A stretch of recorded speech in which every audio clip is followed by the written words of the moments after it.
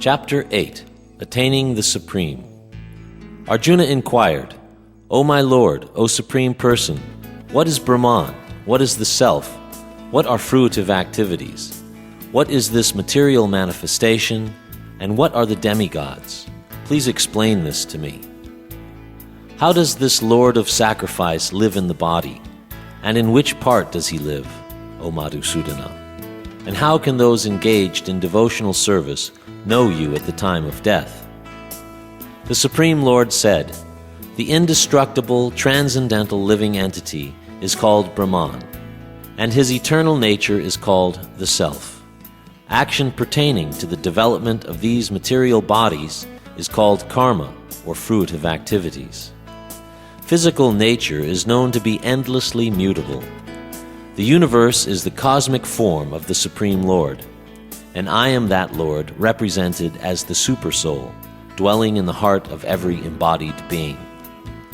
And whoever at the time of death quits his body, remembering me alone, at once attains my nature. Of this there is no doubt. Whatever state of being one remembers when he quits his body, that state he will attain without fail. Therefore, Arjuna, you should always think of me in the form of Krishna, and at the same time carry out your prescribed duty of fighting. With your activities dedicated to me, and your mind and intelligence fixed on me, you will attain me without doubt. He who meditates on the Supreme Personality of Godhead, his mind constantly engaged in remembering me, undeviated from the path, he, O Partha, Arjuna, is sure to reach me. One should meditate upon the Supreme Person as the one who knows everything, as he who is the oldest, who is the controller, who is smaller than the smallest, who is the maintainer of everything, who is beyond all material conception, who is inconceivable, and who is always a person. He is luminous like the sun, and being transcendental, is beyond this material nature. One who at the time of death fixes his life air between the eyebrows, and in full devotion engages himself in remembering the Supreme Lord, will certainly attain to the Supreme Personality of Godhead. Persons learned in the Vedas, who utter Omkara, and who are great sages in the renounced order, enter Brahman. Desiring such perfection, one practices celibacy. I shall now explain to you this process by which one may attain salvation. The yogic situation is that of detachment from all sensual engagements. Closing all the doors of the senses and fixing the mind on the heart and the life air at the top of the head, one establishes himself in yoga. After being situated in this yoga practice and vibrating the sacred syllable Om, the supreme combination of letters, if one thinks of the Supreme Personality of Godhead and quits his body, he will certainly reach the spiritual planets. For one who remembers me without deviation, I am easy to obtain, O son of Pritha, because of his constant engagement in devotional service. After attaining me, the great souls who are yogis in devotion never return to this temporary world, which is full of miseries, because they have attained the highest perfection. From the highest planet in the material world down to the lowest, all are places of misery, wherein repeated birth and death take place. But one who attains to my abode, O son of Kunti, never takes birth again.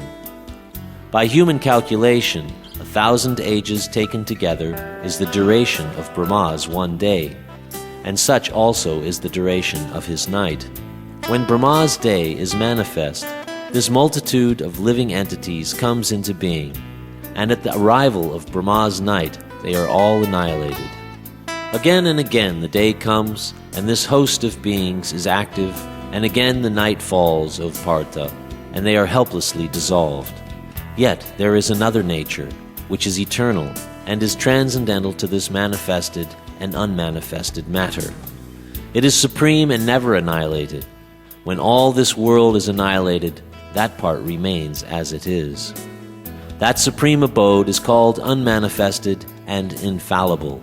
It is the supreme destination, When one goes there, he never comes back.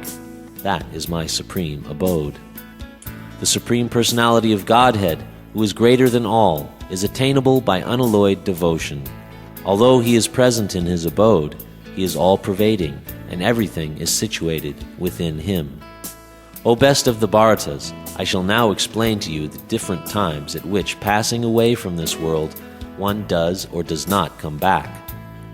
Those who know the Supreme Brahman pass away from the world during the influence of the fiery god, in the light, at an auspicious moment, during the fortnight of the moon, and the 6 months when the sun travels in the north.